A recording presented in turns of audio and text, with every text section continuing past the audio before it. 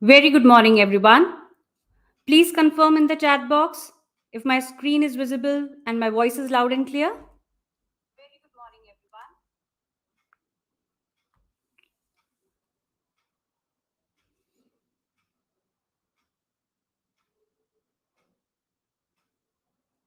Good morning, Anup. Good morning, Kirtana. Is the screen visible? Very good morning, Nerissa.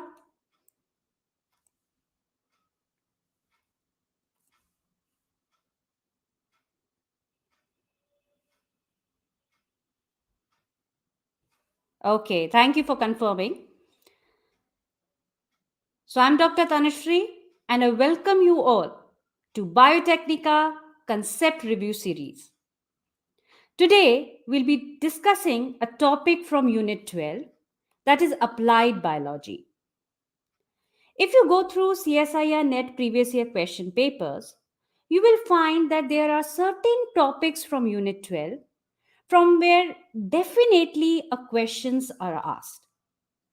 And one such topic is Agrobacterium mediated gene transfer. This topic is very, very important. You have to prepare this topic thoroughly because we can expect statement based question, MCQ based, and even graph based questions. And also, the questions are asked in both part B and part C. So, therefore, I have selected this topic for discussion for today. So, today in this session, you will know about Agrobacterium tumefaciens bacteria. You will know about how it induces tumor in plant cells. You will study about Ti plasmid and the organization of the Tdna.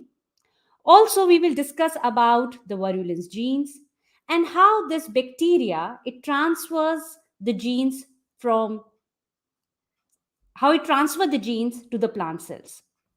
Also, we'll discuss about co-integrate vector and binary vector, and also we'll see some of the biotechnology applications of this bacteria. So let's get started.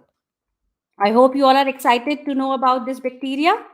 If yes, please write bring it on in the chat box.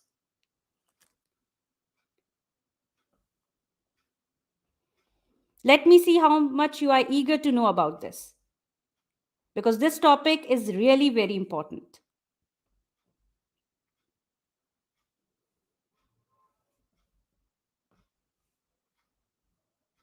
Okay, thank you. Great. Great to see the response. So Agrobacterium tumefaciens, it's a nature's smallest genetic engineer. When we talk about Agrobacterium, it's an alpha proteobacterium of the family Rhizobiaceae, which also includes the nitrogen fixing legume symbionts like Rhizobium. And I'm sure you all know that Rhizobium, it plays a very important role in fixing nitrogen, right? So Agrobacterium differs from Rhizobium plant in not stimulating any root nodule formation or fixing nitrogen. Instead, agrobacteria invade the crown, roots, and stems of many plants and transform plant cells into autonomously proliferating tumor cells. And the best studied species is Agrobacterium tumefaciens. Now, the name of this bacterium has been recently updated. So, can you tell me what is the updated name of this bacteria? Yes? Can you tell me what is the updated name of this bacteria? Let me see how many of you know about this. Quickly, I want the response from all. Let's try.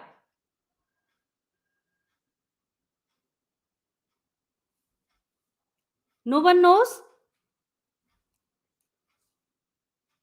See, it's Rhizobium radiobacter. Okay, it's fine, Amit. So you can note it down. Rhizobium radiobacter. It's the recently updated name for this bacteria. Okay, you should know the recent updates. Okay. So Agrobacterium tumefaciens, it enters broadleaf plants through wounds and causes crown gall disease. And I'm sure you know that there is another species of Agrobacterium that produce hairy root disease. So can you name it? Which species of Agrobacterium produces hairy root disease in dicotyledonous plants? Ankita, you are right. Very good. Rhizobium radiobacter for Agrobacterium tumefaciens. You are right.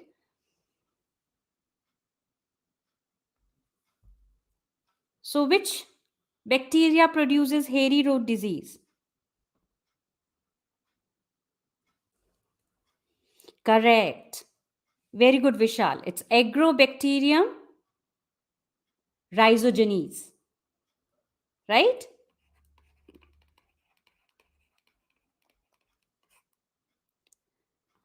So Agrobacterium rhizogenes produce hairy root disease. It induces the formation of proliferative multiple branch adventitious roots at the site of infection, and this is the reason we call it as hairy root. Now, these are tumor producing Agrobacterium species. They are pathogenic, okay? They do not benefit the plant. And here you can see the images that how the Agrobacterium tumefaciens, it causes crown gall tumor. This is in a tomato plant. And here, this is the image showing the Agrobacterium causing tumor on a Kalanchoe species plant. So why this name crown gall is given? How this crown gall get its name? It get its name from the round or irregularly shaped tumor-like growth as you can see here. So usually these tumor-like growths are formed on plant crowns, just above or below the soil line. And they can also form, galls can also form on roots, stems, trunks, or branches. And they can be either pea size, that is, they can be very small, or they can be even large as several inches in diameter. So question arises how the agrobacterium causes tumors in plants. So the answer is that bacteria possess a plasmid. This Agrobacterium tumefaciens possess a plasmid called as tumor-inducing plasmid, or in short, we write it as TI. Okay. Now, I'm sure you all know what are plasmids, right? They are extrachromosomal DNA, which are very much essential. Is it essential or not essential? They are not essential for the life of the bacterium, but yes, they contain genes that enhance the ability of the bacterium to survive in special environments. Like the few bacteria, they possess antibiotic resistant genes, right? So they allow them to survive in antibiotic environment, right? Now this TI plasmid, what is the special characteristic of this TI plasmid?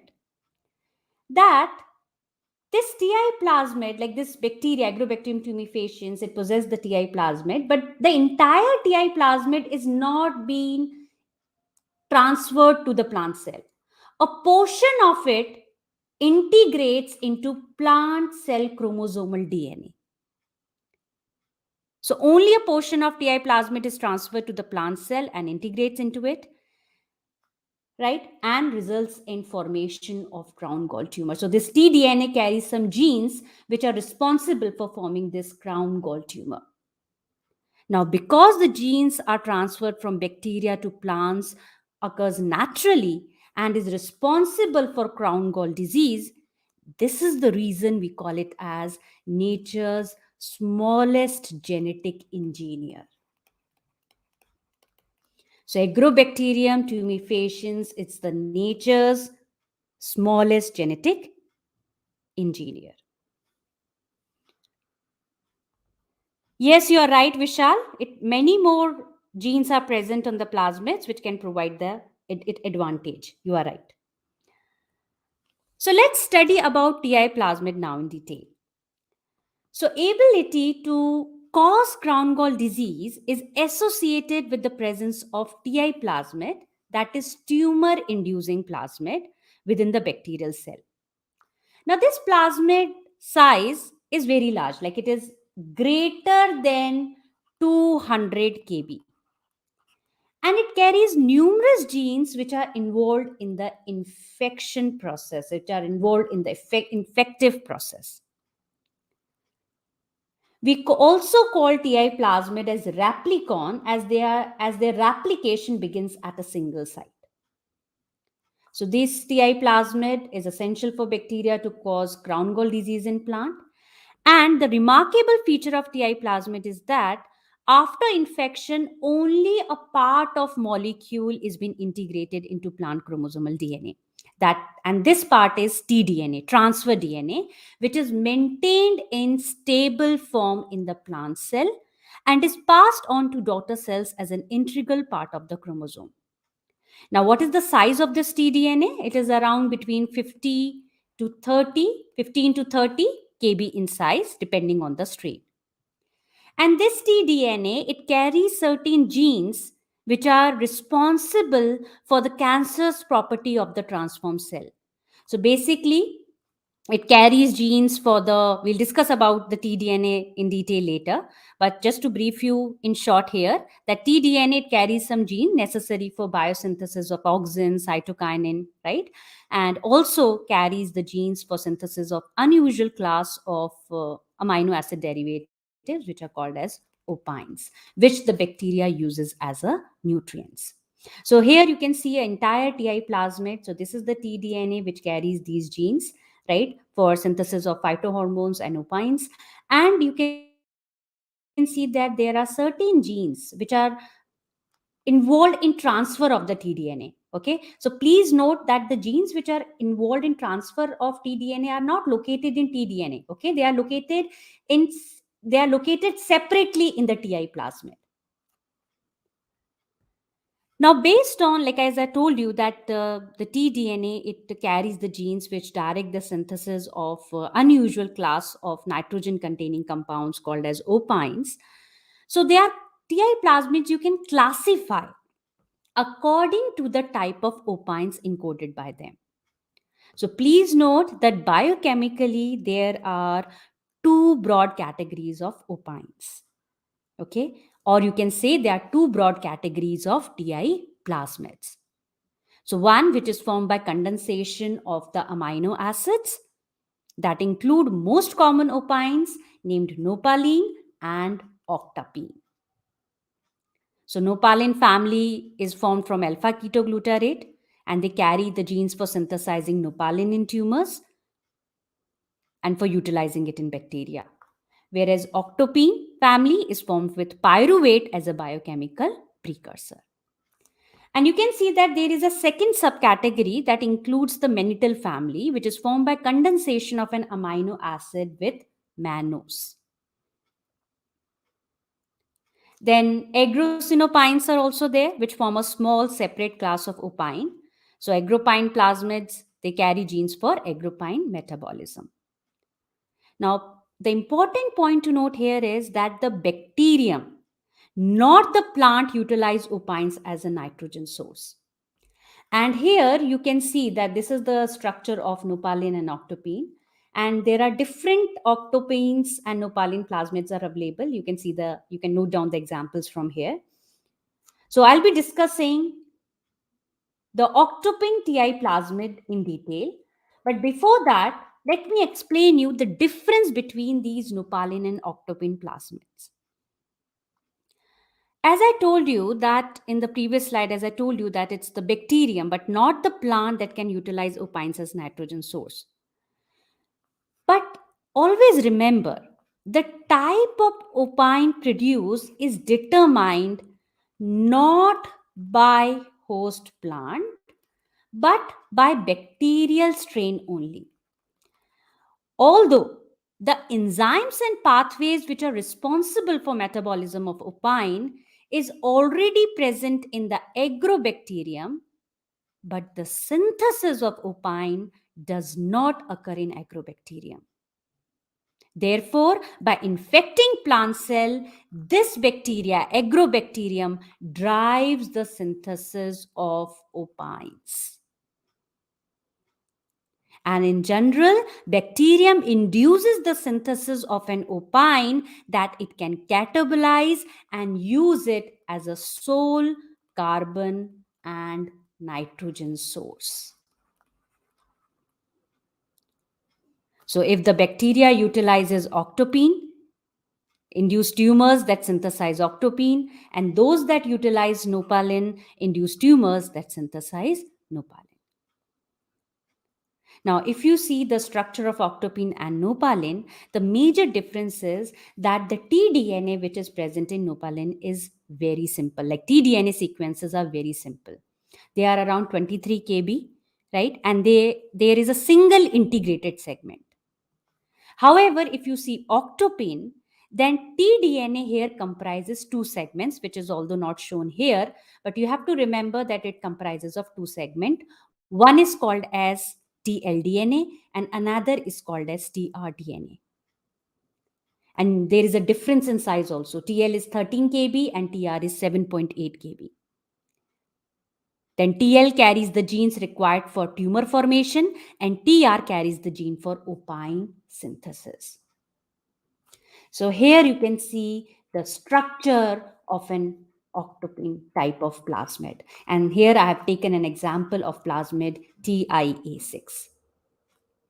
So you can see here the tDNA is not integrated here it's not a single integrated segment. The tDNA comprises of two segments here, TL and TR. So what all are the genes which are present in TI plasmid? Okay, Preeti, you are not able to see the PPT. So please check the video settings. You can go through the video settings and please select 1080p.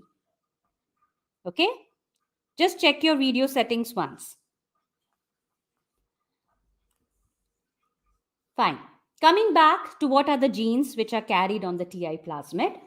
So here you can see that plasmid carries genes for its replication, right? So RAP gene is there for plasmid replication. Then there are genes which are also present for conjugative transfer. So always remember the transfer of the tDNA from the bacterial cell to the plant cells takes place with the help of a pilus formation. So there are TRA and TRB gene, which is playing a very important role here. So they are required for conjugative plasmid transfer. Then the genes responsible for tDNA are located in separate part of TI plasmid, which is called as virulence region. And I'll discuss about virulence region in detail because there are many proteins which have a specific function in the transfer of tDNA from bacterial cell to the plant cell. Then there are genes for opine utilization also. And here you can see that this is the tDNA which is present, which carries the genes for synthesis of auxins, cytokinins, and opines. Now, this tDNA is very, very important. Okay, this tDNA is very, very important. You can expect a direct statement based questions on the features or characteristics of the tDNA region. So this is very important that when you are studying for Agrobacterium tumefaciens TI plasmid, you don't have to study superficially that, okay, tDNA is present, the size is this much is the size, but you should know what all are the genes present in the tDNA, what is its size. You need to know the importance of left border and right border. Okay, so here are some salient features of the tDNA region. Please pay attention. So in the TI plasmid, the tDNA is flanked by 25 base pair imperfect direct repeats, which are known as border sequences. So we have the right border and the left border sequences, which are of 25 base pair each. And please note that these are conserved between octopine and nopalin plasmids. These border sequences are not transferred intact to the plant genome, okay? They are not transferred intact, but they are involved in the transfer process. And please note that it's the right border that is transferred first. Right border is always transferred first. You can say right border is rather precise. And left border, it is not precise, it vary about 100 nucleotides. Now this, if you compare right border and left border surprisingly appears to be non-essential, but right border is very, very important. Because if the deletion of right border occurs, it abolishes tDNA transfer. So please remember, if in any statement based question they mention that right border sequence is removed, like they ask a question based on agrobacterium mediated transformation and they ask you which statement is incorrect. So please note that right border is very, very important for the transfer. Okay, if the right border is deleted, it abolishes tDNA transfer. So in any statement based question they mention that tDNA right border is being removed and transformation is done, so definitely it is not possible. Okay, so left border, repeat, has little transfer activity alone, but right border is most important. And this tDNA, it encodes actually 13 proteins with two main functions. So one subset of tDNA gene is called as oncogenes, which are responsible for synthesis of auxins, okay, cytokinins, right? And production of these plant hormones results in stimulation of a cell division and loss of growth control, and ultimately leading to formation of characteristics crown gall tumors. However, the second subset of tDNA genes is called as opine synthesizing genes. So it may be noted that all the plasmids do not contain only one tDNA. The exception is octopine, where you have the two tDNA fragments designated TL and tRDNA. So here in this table, you can see the name of some common genes which are present in the tDNA. So they are listed here, and their product name and function is also mentioned.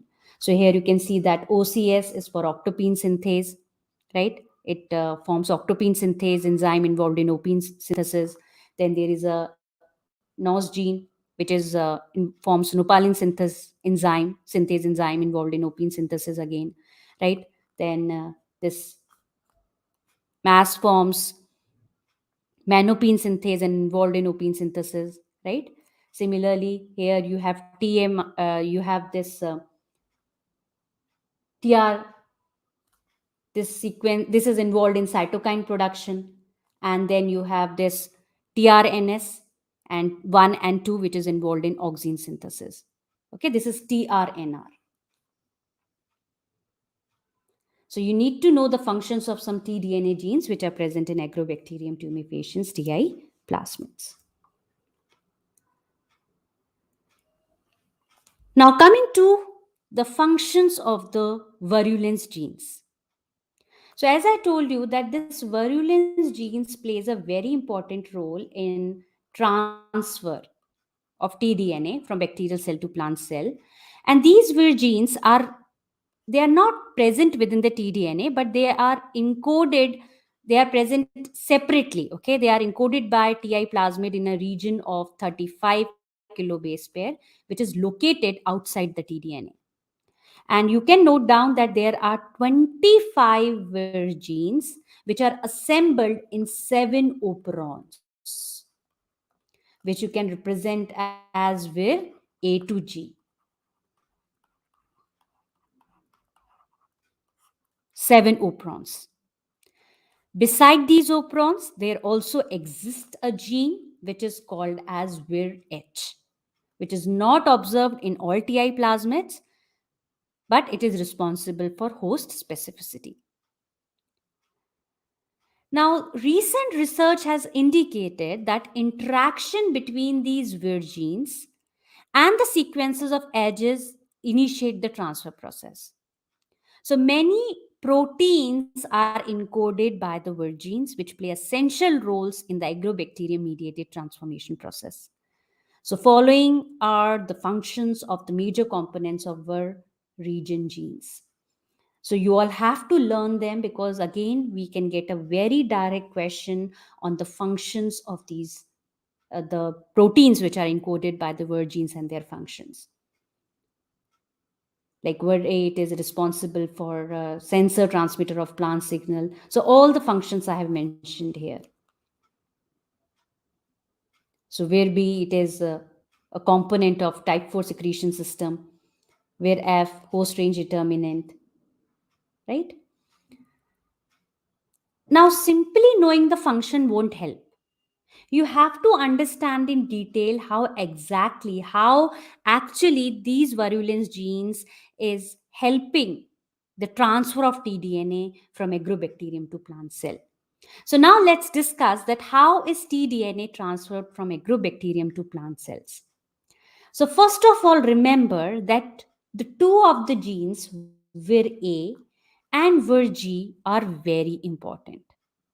Vir-A and Vir-G are constitutively expressed at low level and they control the plant induced activation of other Vir genes. Please note, they control the plant induced activation of other Vir genes. Now, as shown here, Vir-A is a kinase. Okay, it's a kinase that spans the inner bacterial membrane. You can see here, it is located on the inner bacterial membrane. And what it does, it acts as a receptor. Receptor for what? Certain phenolic compounds that are released by wounded plant cells. Okay, so if you are performing any gene transfer in the laboratory, you can mechanically perform the wound, okay, through any kind of mechanical, you can produce the wound. However, in nature, there are many reasons. Physical reasons are there which are involved in the creating a wound in the plant. Now, what happens that the signals are released, some phenolic molecules are released by wounded plant cells. Now, what are these phenolic molecules? It is acetosyringone. So, large number of compounds that are being released by wounded plant cell, but one in particular, acetosyringone, has been the most widely used in the laboratory to induce Vir gene expression. Beside acetosyringone, other compounds are there like syringaldehyde. Then some sugars are also there like glucuronic acid, arabinose, glucose, which are also known to induce the virulence in Agrobacterium, right? And please note that although these compounds, they are being released, these molecules are being produced by plant in its own defense, because these molecules are bactericidal or bacteriostatic. But Agrobacterium has evolved with sensing abilities and chemoattracted. So, as the wounded plant secrete these chemicals, it is recognized by Vir-A protein. Now, this signal, which is perceived by Vir-A, provokes its autophosphorylation and is transmitted subsequently to Vir-G. So, Vir-G is also phosphorylated. So, you can say that activated Vir-A transphosphorylates the Vir-G protein, and Vir-G protein is a transcriptional activator of other Vir genes. So, binding of Vir-G to Vir-Box takes place which is present in the promoter region of the Vir-operons. And this triggers the activation of all the Vir genes. Now, the induction of this Vir genes expression results in synthesis of proteins that forms a conjugated pilus through which the tDNA is transferred to the plant cell. And please note the component of the pilus is encoded by Vir-B operon. So you need to know specifically the functions of every Vir protein. Now, how this tDNA, the question arises how this tDNA is separated from Ti plasmid. So DNA transfer is actually initiated by an endonuclease, which is formed by product of Vir D1 and D2 genes. So these genes produces a product that introduces either a single strand nick or double strand break at the 25 base pair borders of the tDNA. And this process is enhanced by VirC1 and VirC2 proteins. So VirD1, it acts as a topoisomerase, which relaxes the double helix. And after the cut, please note that this VirD2 remain covalently attached to the 5' end of the T strand. And this protein also has some nuclear localization signal. See, because you have to transfer the DNA from bacterial to the plant cell, and the chromosome in the plant cell is present in the nucleus. So definitely it should possess some signaling sequences which allow the transport of the protein, like once transport of the tDNA, like once the tDNA enters into the plant cell, it has to be imported into the nucleus, right?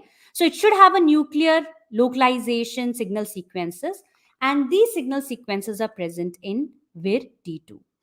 So C terminal signal thought to play a major role in targeting the tDNA, and also Vir also protects the tDNA from action of exonucleases.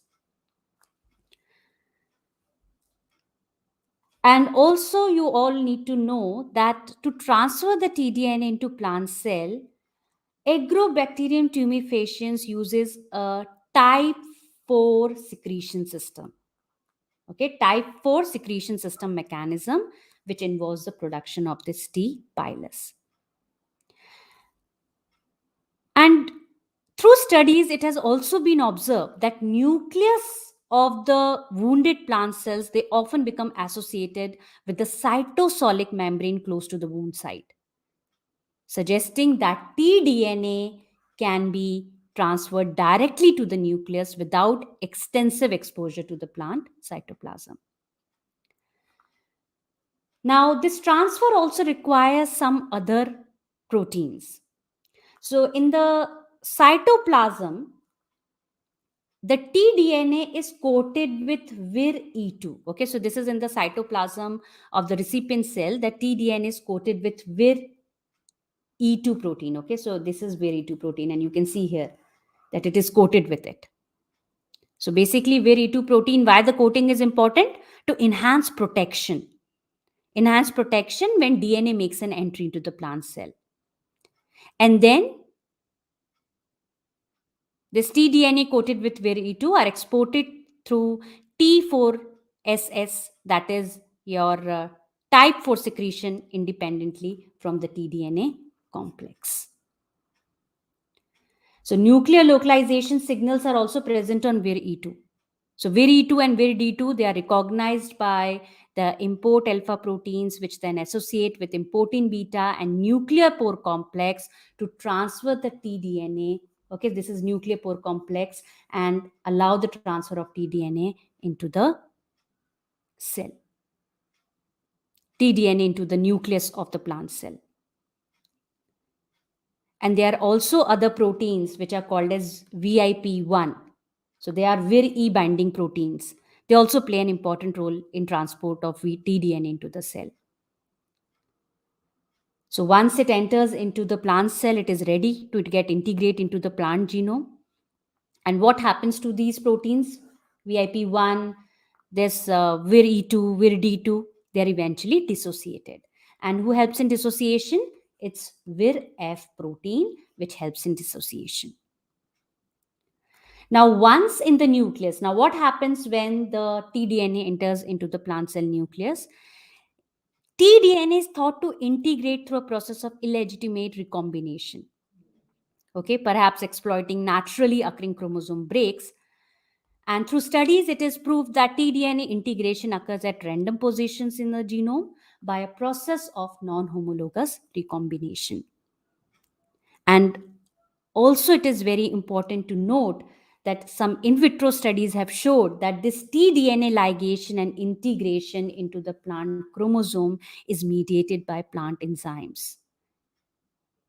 So this shows that even the plant host cell also have an important role in tDNA integration. So even on this concept also questions are asked in the exam, that it's only the bacterial cell enzymes and proteins play an important role, or any host cell also plays an important role in tDNA integration. So yes, host cell also play a very important role.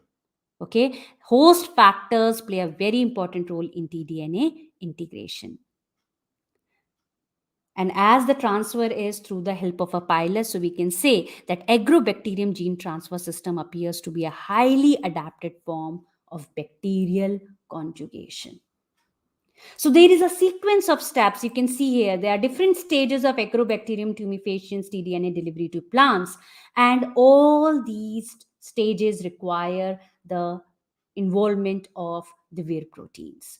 Whether it is a formation of T pilus, or there is a excision of tDNA, right, or activation of Vir genes, all require the help of the Vir genes and the proteins encoded by them. Clear to everyone? Ashwin, Vir E2 and Vir D2, they are recognized by importing proteins. Okay, see, we are importing the tDNA into the, we are importing the tDNA into the plant cell, nucleus of the plant cell, right? So obviously you need some help of some proteins, right? We need some proteins which can bind to this, which can associate with this nuclear pore complex and allow the transfer of tDNA into the nucleus. Clear to you now, Ashwin, and to everyone? So why I have discussed Vir genes in detail? Because if you go through previous year question paper, there is a very direct questions on these Vir proteins. Either match the following statement based question or statement based question. So here is one question. I have already told you the functions of the of the proteins encoded by Vir genes. So go through this question and tell me, according to you, which is the correct answer. And please note, these questions are part C questions. You can easily score 4 marks.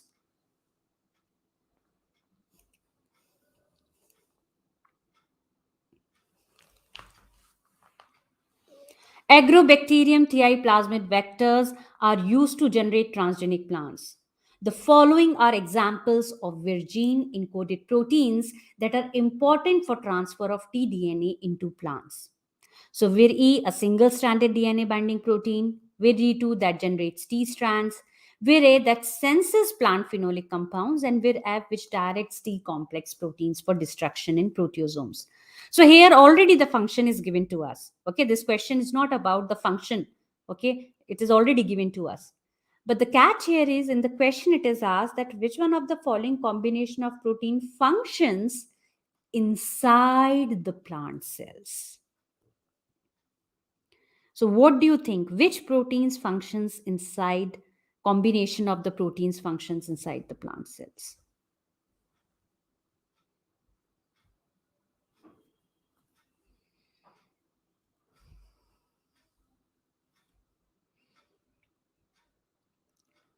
Just go through this question.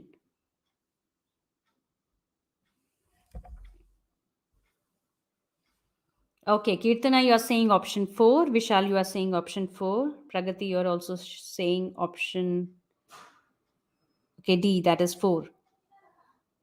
Devanshi, 4. Okay. Okay, so Pragati, Vir F. Okay, according to you, Vir F is functions inside the plant cell, but you have to choose the combination, right? So according to you, which one is the correct answer?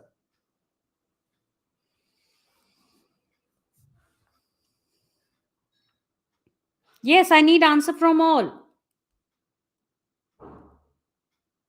Let's see how many of you are actually following. I really appreciate if you all respond. Okay, very good. I'm really glad to see the response. Thank you so much, everyone. So almost everyone has answered option 4, and you all are right. Very good. Very, very good. So this means you all have understood the concept clearly. See, the question is very easy. Which of the following combination of protein functions inside the plant cell? We very well know that it's the Vire protein which is involved in sensing the acetylsyringon, which is released from wounded part of the plant and is present on the surface of agrobacterium. Right? It's a membrane bound protein. So it does not move to the plant cell, and it has no role in the plant cell. But if you see where E, where D2, and where F, they move to the plant cell, right? And because where A has no role, so you're only left with A, B, and D, and therefore the answer is option 4. Now, there are certain key points also that I would like to tell you here related to agrobacterium mediated transformation. Please note that agrobacterium mediated plant transformation is a complex and evolved process. Okay, and it involves the participation of both bacterium and plant cell, right? Like as I told you in the previous slide, that host factors are also playing a very important role in Tdna integration. So this, for statement based questions, these key points are very, very important. That yes, agrobacterium mediated plant transformation involves genetic determinants of both the bacterium and host plant cell. Now also it is very important to note that when there is an involvement of transposons in the Tdna integration, sometimes it happens that it results in generation of more than one copy of Tdna into plant genome. Okay, so instead of a single copy, you have multiple copies there.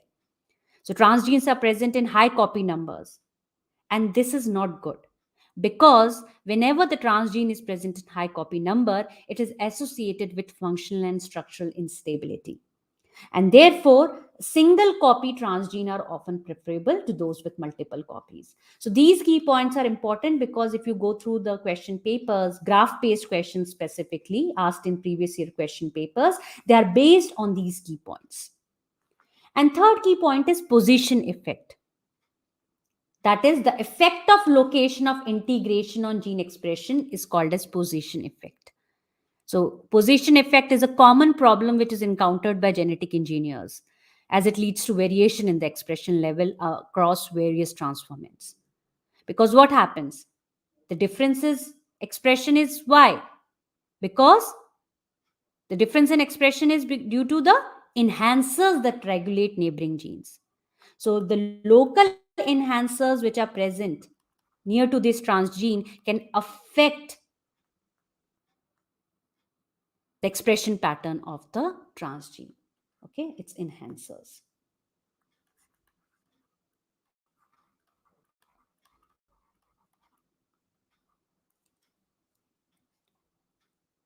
So these key points are very, very important.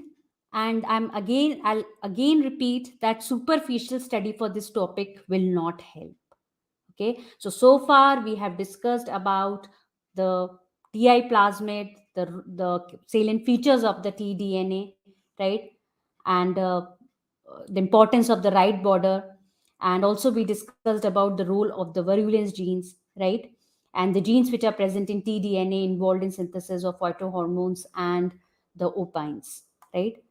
So, why I am discussing all these topics in detail? Because sometimes a very direct question on simply these statements, simply these topics are also asked, right? So, here is one question, and this is a part C question that was asked in previous year question papers. The question is that following are certain statements regarding use of agrobacterium in plant transformation. So statement A is that Agrobacterium tumefaciens causes crown gall disease and Agrobacterium rhizogenes causes hairy root disease. Now, region A in Ti plasmid is responsible for replication. Region D in Ti plasmid is responsible for virulence. An oncogenic region in tDNA is responsible for unusual amino acid synthesis. So you have to tell me which of the following combinations of above statements is correct. I have already told you about Agrobacterium rhizogenes also, tumefaciens also, right? We have discussed about virulence genes also. So what do you think is the correct statement?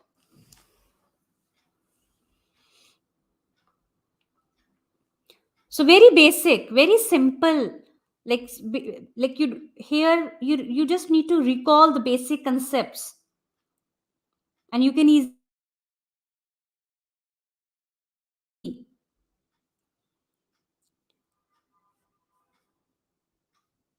Okay, video zone. According to you, answer is option 3.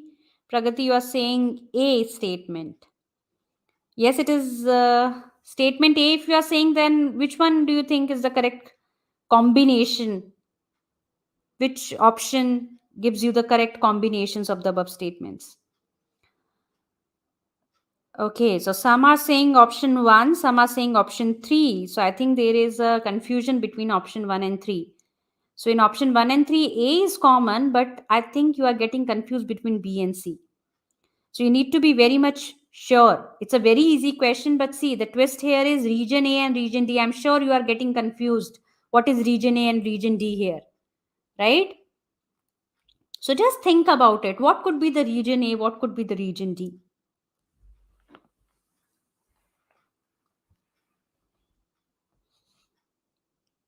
Sometimes the questions are asked in very twisted way.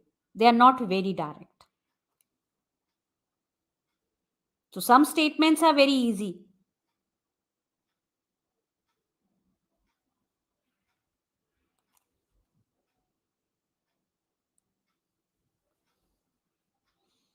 Yes, everyone has answered? Okay, option 1 and 3 is the confusion. Fine. So let's go through one by one statement. So statement A, Agrobacterium tumefaciens causes crown gall disease and Rhizogenes causes hairy root disease. So yes, it is correct. We have already, I discussed in very first slide about it, right? So it's correct. Then if you see D, oncogenic. Now, as you say, A is correct. So obviously, the answer will be between option 1 and option 3, right? You can easily omit 2 options out of 4, right? So none of the option contains D. So that definitely it is not correct. Now, B and C, if you compare, so region A is what?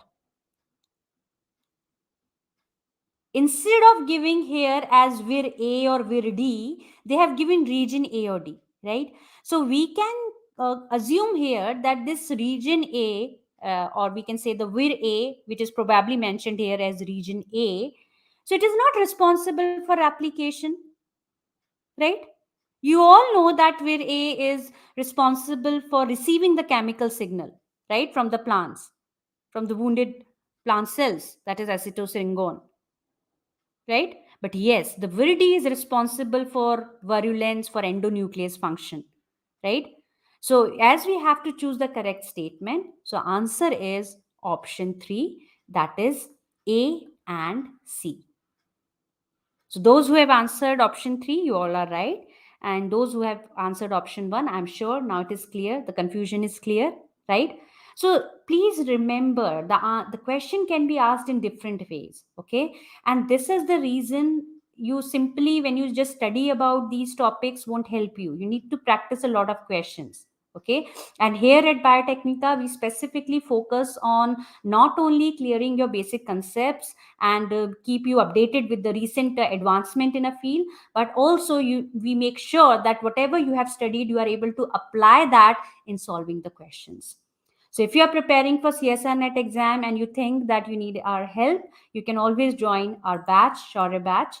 Only limited seats are available. So please convey it to your friends also that if you want to join or they want to join, they can join as soon as possible, where you learn the basic concepts, you learn the important topics, we cover the entire CSI UGC NET syllabus, and you learn in the presence of expert, knowledgeable mentors.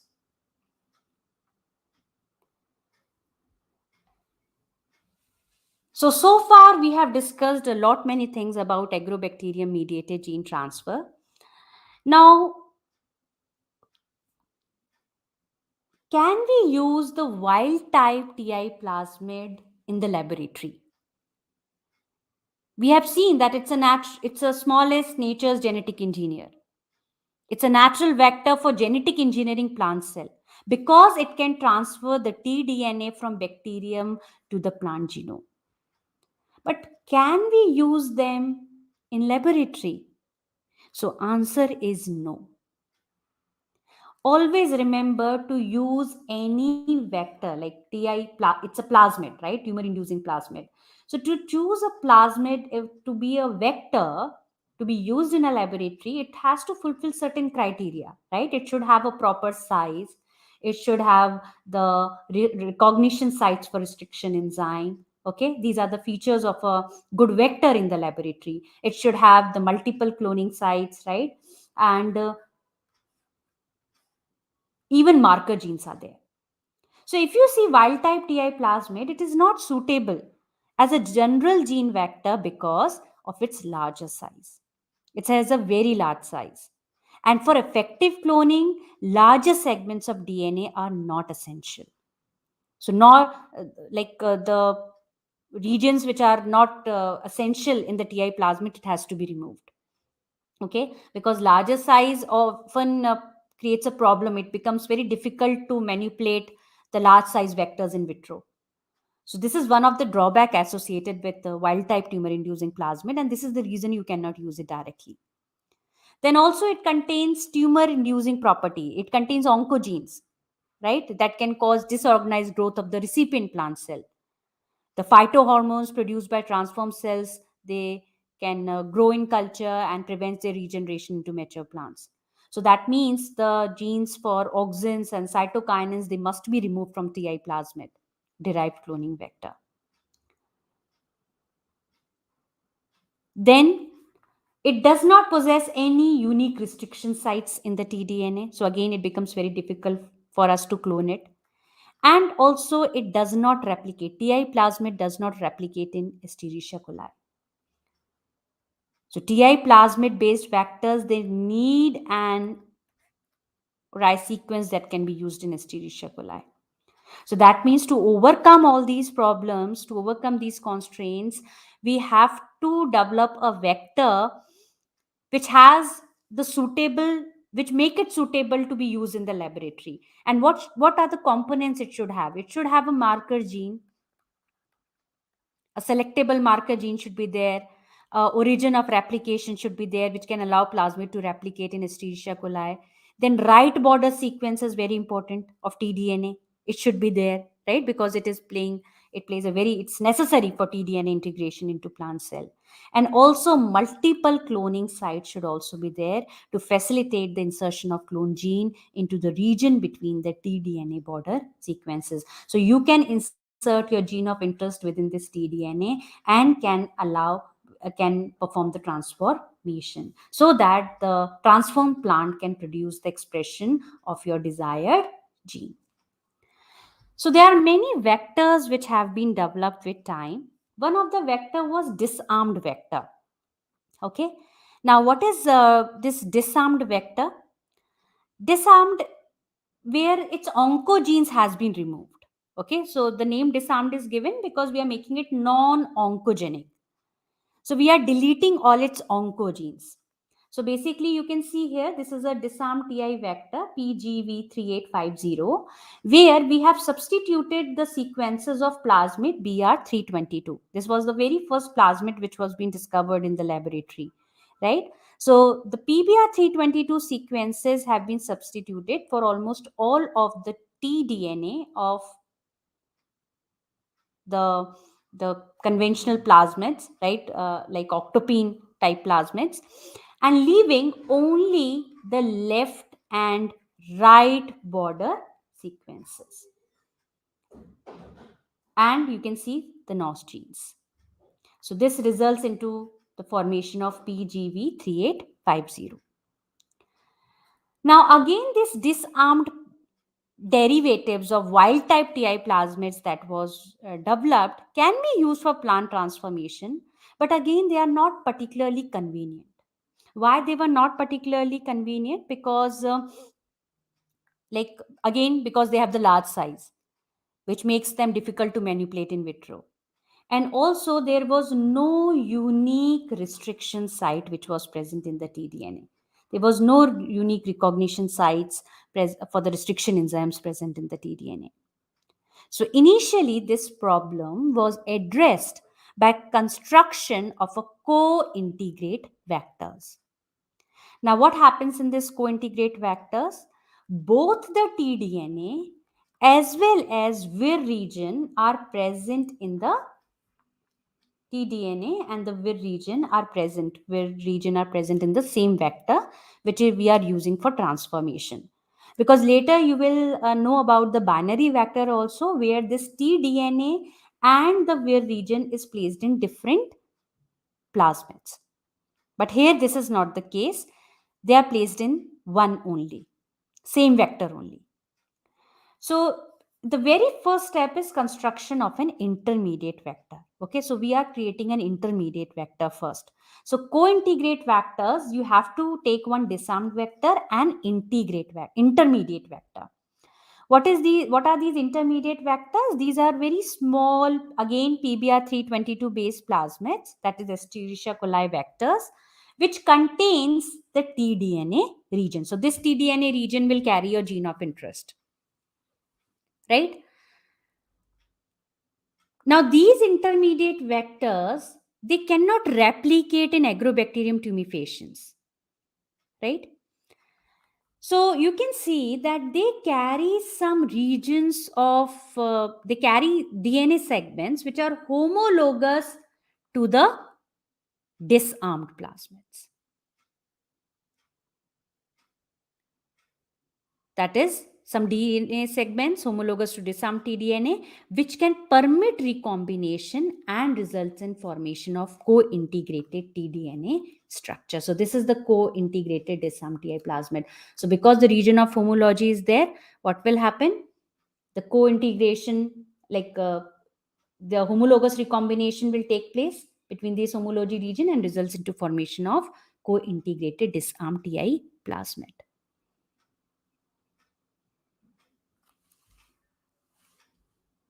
Is this part clear to everyone? Intermediate vector, this is very important. And how you can transfer, like how exactly the transfer can take place? So it is achieved by triparental mating, in which you use 3 bacterial stains. So all 3 bacterial stains are mixed together, right? So these are the 3 vectors you will be using, 3 bacterial stains you will be using. So one is Escherichia coli strain, which is carrying a helper plasmid. Then you have the intermediate vector. So basically this helper plasmid is able to mobilize the intermediate vector, right? So basically it will be like this. It will be mobilized in the intermediate vector. And finally, the Agrobacterium tumefaciens carrying the TI plasmid, right? So conjugation between these two E. coli strains transfer the helper plasmid to carrier of intermediate vector, which in turn mobilize and transfer to the recipient Agrobacterium. So homologous recombination then take place between the tDNA sequences of the TI plasmid and intermediate vector and result in formation of large co-integrate plasmid, from which the tDNA was transferred to the plant genome. So this co-integrate strategy is based on principle that there will be only one vector that will carry the gene of interest. But again, the co-integrate vector has some disadvantages. What is the disadvantage? First of all, the long homologies is required between the TI plasmid and the Escherichia coli plasmid, making them difficult to engineer and use. And also there is an inefficient gene transfer when you compare it with other vectors like binary vector, which is observed in case of co-integrate vectors. So always remember, when you are developing any vector and whenever you are developing any technology, obviously there is some limitations associated with it. And the scientists, they always try to overcome the limitations associated with the technique or the vector which was being developed. So binary vector was then developed. So binary vector was based on the principle that tDNA does not need to be physically attached to rest of the need not to be attached to rest of the Ti plasmid. Okay, so here you can see that Vir genes are located on another plasmid, right? And the Tdna is located on another. So this is called as helper plasmid carrying the Vir genes, and this is called as disarmed Ti plasmid, which carries the Tdna. So this is the principle of binary vector, where you have the Tdna and Vir genes on separate plasmids. So number of disarmed Ti cloning vectors are now available, and one of the example is plasmid bin 19. So here you can see they have the left and right Tdna border sequences are there, right? And they flank a copy of LegZ prime gene which contains a number of cloning sites, and also kanamycin resistant gene is there that functions after integration of the vector sequences into the plant chromosome.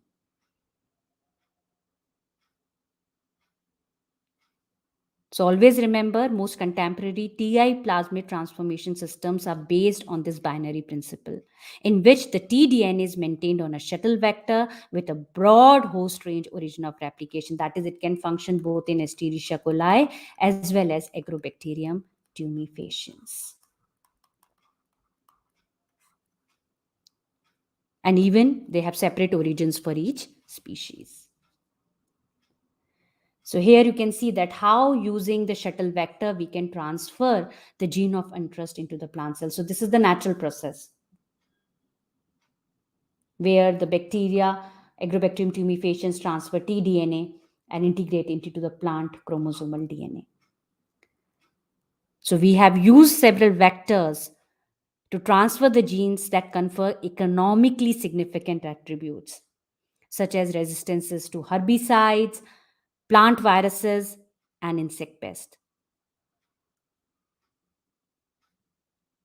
Right? So if you have to transfer a gene into animal, you can achieve it through bacterial gene delivery, chemical and physical methods, right? Direct DNA transfer. But unlike the situation in animals where bacterial gene transfer is relatively a new development, and agrobacterium mediated transformation is the most widely used transformation method, which is widely used. And please note, it is particularly for dicotyledonous plant. Unfortunately, Agrobacterium tumefaciens does not produce crown gall disease in monocotyledonous plants, such as corn, wheat, and other grains. But yes, it has been used, like it has only been used to modify plants like potato, tomato, lettuce. But yes, there is an evidence that Tdna is transferred to monocotyledonous plants and expressed, although it does not produce tumors. So for monocotyledonous plants, physical methods are more popular, even chemical methods are little used. But we can say that the discovery of the vectors like binary vectors, plus the creation of new procedures for inserting DNA into plant cell has led us to the use of recombinant DNA techniques with many important crop plants.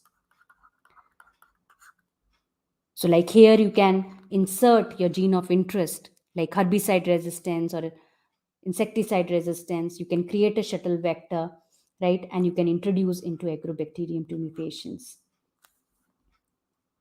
And this Agrobacterium like shuttle vector along with foreign gene, then which is present in Agrobacterium, will then be the gene present can be transferred to the plant cell where it integrates into a plant chromosome.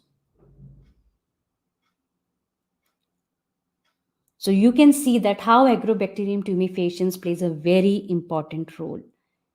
It has a lot of biotechnology applications. We can develop a lot of improved varieties, develop the significant attributes in the plants. So let's discuss one more question. With this, I have come to the end of the session. And let's discuss one question on binary vector also. So please go through this question and let me know, according to you, which is the correct answer. So this question is on binary vector. Some of the following transgenic approaches could be used for functional characterization of endogenous gene in plants. Transformation using a binary vector containing a strong enhancer element and lacking right border of Tdna. B statement, transformation using a binary vector containing a promoter-less reporter gene sequence and a selection marker gene cassette within tDNA. C statement, transformation using a binary vector containing only a strong enhancer element and selection marker gene cassette within tDNA. And D statement, transformation using a binary vector lacking reporter gene as well as both left and right borders of tDNA. So according to you, which one of the following combinations can be used?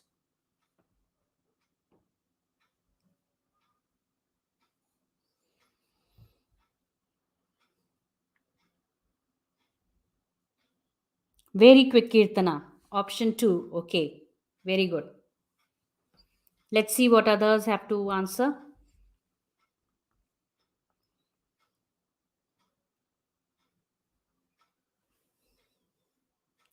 Always try to omit 2 options out of 4. See, you need to learn the strategy of solving questions as well.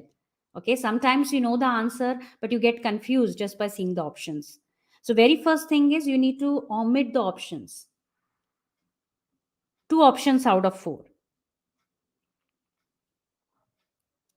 Okay, again, I'm getting a uniform answer. Option 2. That is B and C, you all are saying, right? So I think this question is very easy. And again, you can see this was asked in part C. It was asked in CSIR NET December 2017. So I mentioned you in the very beginning, right? That right border is very important. So transformation cannot be done if the right border is lacking. So A cannot be the answer. And when you say A cannot be the answer, that means option cannot be 1 and 4 because you have to choose the combinations, right? The which are which can be used for transgenic in the transgenic approaches, which can be used in transferring the gene, right?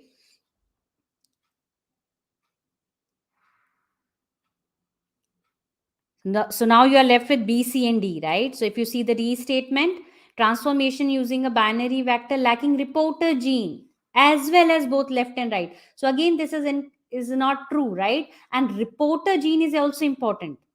So you are only left with B and C, and it is therefore the answer is B and C. That is option 2. So you all have answered correctly. Very good.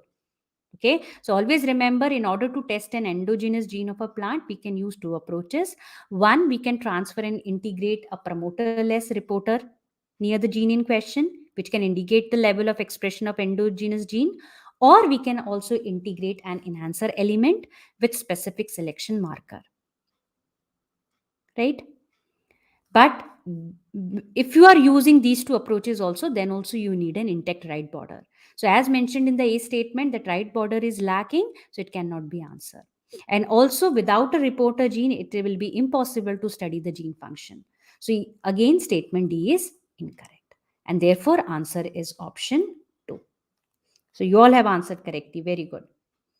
So sometimes we learn some concepts just by seeing the questions, okay, just by going through the questions. So this is all about agrobacterium mediated gene transfer. I hope you have liked the session. You have learned some new concepts, right? And always remember, we are always, Biotechnica is always with you, right? And for CSIR NET 2022 exam success, you can always enroll to our Shore batch. So with this, I end my session here. Thank you, everyone, and have a nice day. Take care.